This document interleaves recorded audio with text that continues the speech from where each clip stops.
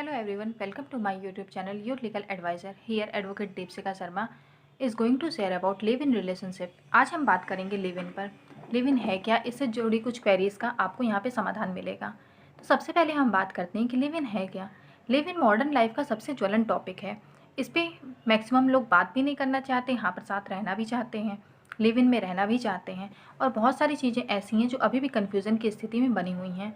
विधायिका ने अपने बहुत सारे डिसीजंस में इसे वैलिड करार दिया है, पर विधायिका में भी अभी भी कन्फ्यूज़न है। इसके बहुत सारे पार्ट्स को लेके, इसके बहुत सारे पहलुओं को लेके अभी भी विधायिका कन्फ्यूज़न की स्थिति में बनी ही हुई है। सबसे पहले अगर हम बात करें कि लिव इन लीगल मैरिज को कैसे अलग करता है, तो हम जानते हैं कि लीगल मैरिज होने के लिए हमें बहुत सारे प्रोसीजर्स का पालन करना पड़ता है जो अपने अपने धर्मों के हिसाब से अलग अलग होते हैं। और लिव इन में रहने के लिए हमें किसी भी तरीके के किसी भी प्रोसीजर का पालन नहीं करना पड़ता है। लिव इन में दो लोग अपनी मर्जी से एक दूसरे के साथ जब तक चाहें तब तक रह सकते हैं, चाहे तो पूरी लाइफ भी वो लिव इन में रह सकते हैं। पर लीगल मैरिज में जितने सारे प्रोसीजर्स होते हैं उनका पालन न करने की वजह से इसे लीगल मैरिज नहीं माना जा सकता, चाहे वो एक दूसरे के साथ 20 साल, 25 साल, 30 साल या 60 साल ही क्यों न रह जाए।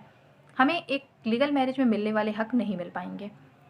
फिर हम बात करते हैं कि लिव इन में रहने के लिए क्या विधायिका के द्वारा किसी एज का निर्धारण किया गया है। तो विधायिका का कहना है कि लिव इन में रहने के लिए एज कोई भी मैटर नहीं करती है। जैसे कि लीगल मैरिज में एज विधायिका के द्वारा निर्धारित की गई है, लड़के के लिए 21 साल, लड़की के लिए 18 साल। इस तरीके की कोई भी एज लिव इन में रहने के लिए विधायिका के द्वारा निर्धारित नहीं की गई है। हम बात करें कि अगर कोई लड़की लिव इन में रहती है अपने पार्टनर के साथ और आगे चल के अगर वो अपने पार्टनर के ऊपर रेप का आरोप लगाती है, तो क्या ये रेप का आरोप सही माना जाएगा? क्या विधायिका इसे सही मानेगी?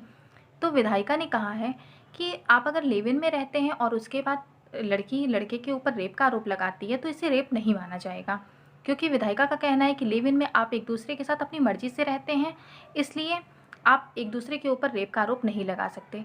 पर इस अगर पहलू में एक बात हम देखें तो यहाँ पे एज मैटर करती है, क्योंकि अगर कोई भी लड़की है जो 18 साल से कम की है, वो अपनी मर्जी से भी आपके साथ किसी भी तरीके का संबंध बना रही है या आप उसकी मर्जी से उसके साथ किसी भी तरह का संबंध बना रहे हैं, तो ये रेप ही माना जाएगा। 18 साल से कम की लड़की के साथ किसी भी तरह का संबंध बनाना उसकी मर्जी से भी वो रेप की ही कोटि में आता है, इसको रेप के दायरे में ही रखा जाता है।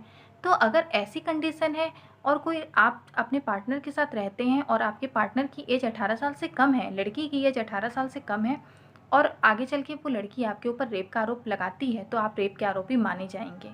इसलिए जब भी लिव इन में रहें तो एक दूसरे की एज को ज़रूर ध्यान में रखें।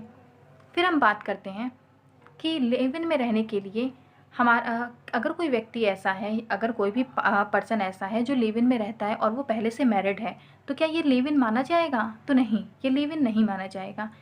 विधायिका का कहना है कि अगर आप मैरिड हैं और आप उसके बाद किसी के साथ लिव इन में रहते हैं तो ये एडल्ट्री माना जाएगा और आपके ऊपर एडल्ट्री का केस फाइल किया जा सकता है, आप एडल्ट्री के दोषी पाए जाएंगे। फिर हम देखें कि लिव इन में रहने के लिए रहते हुए अगर हम एक दूसरे के लिव इन में अगर हम एक दूसरे के साथ रह रहे हैं और बच्चा हो जाए तो क्या ये लीगल मैरिज माना जाएगा? तो नहीं, विधायिका इसे लीगल मैरिज नहीं मानती है। विधायिका कहती है कि लिव इन में रहते हुए अगर बच्चा हो जाता है तो भी वो लीगल मैरिज नहीं मानी जाएगी।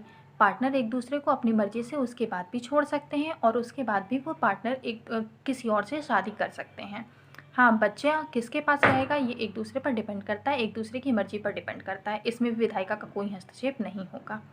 विधायिका लिव इन पर किसी भी तरीके का हस्तक्षेप करने से खुद को अलग रखती है, क्योंकि आप अगर खुद की मर्जी से एक दूसरे के साथ रहते हैं तो उसमें आगे भी जो चीज़ें होती हैं वो आपके ही ऊपर डिपेंड करती हैं।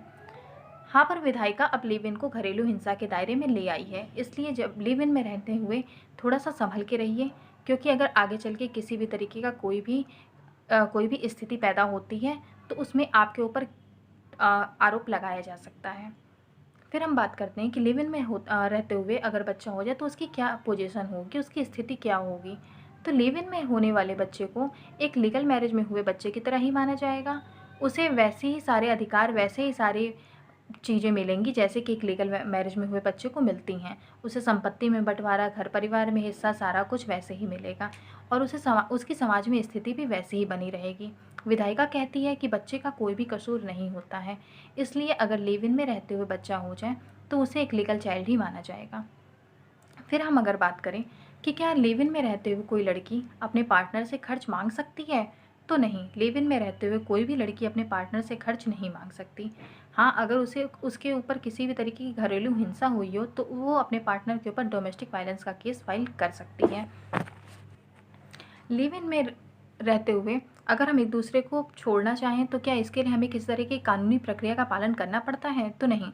विधायिका विधायिका का कहना है कि आप एक दूसरे के साथ अपनी मर्जी से रहते हैं तो आप एक दूसरे को अपनी मर्जी से छोड़ भी सकते हैं। इसमें लीगल मैरिज की तरह किसी भी प्रोसीजर्स का पालन नहीं करना पड़ता है।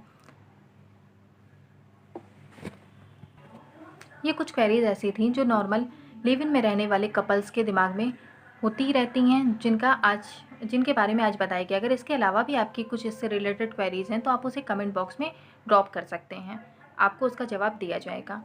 आई होप आपको आज का वीडियो पसंद आया होगा। अगर पसंद आया हो तो इसे शेयर, लाइक और सब्सक्राइब जरूर करें। नमस्कार।